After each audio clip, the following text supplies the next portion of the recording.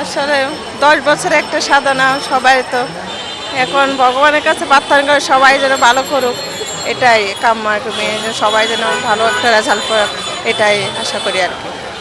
একটু রিল্যাক্স, কারণ হচ্ছে প্রস্তুতির কারণে, তাও একটু তো নার্ভাস থাকাই স্বাভাবিক, যেহেতু হচ্ছে এটা লাইফের একটা খুব ইম্পর্ট্যান্ট একটা এক্সাম, সো এই জন্য একটু তো সবাই নার্ভাস থাকেই।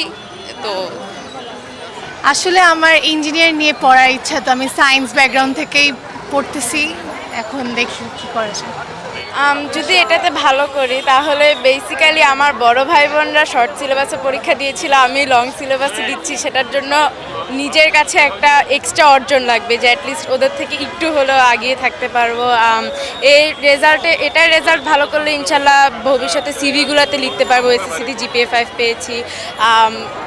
এংজাইটি অনেক কাজ করছে, কিন্তু চেষ্টা করছি আর কি নিজেকে শান্ত রাখার জন্য, কারণ শান্ত থাকতেই হবে। এখন এংজাইটি শো করে তো লাভ হবে না কোনো। আশা তো করি যে ভালো করবে ইনশাল্লাহ, কারণ সব বাবা মাই তো চায় যে সন্তান ভালো কিছু করুক, ঠিক না? আশা করি ইনশাল্লাহ যে প্লাস পাবে হয়তোবা।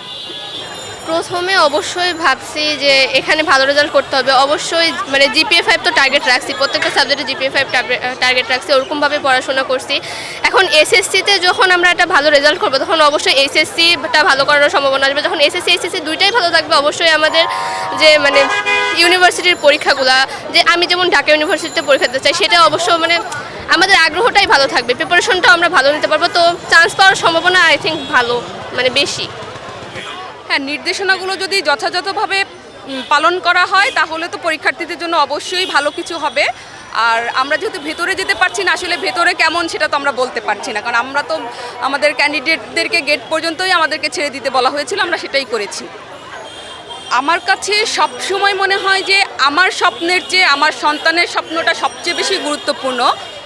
সে যেটা হতে চায় সেটাই সে হবে, এবং সে যদি কিছু নাও হয় তাও আমার কোনো আফসোস নেই, কারণ সে একজন ভালো মানুষ হোক, আমি ওকে ভালো মানুষ হিসেবে গড়তে চাই। সে সেই শিক্ষাটা পেলেই আমি খুশি হব।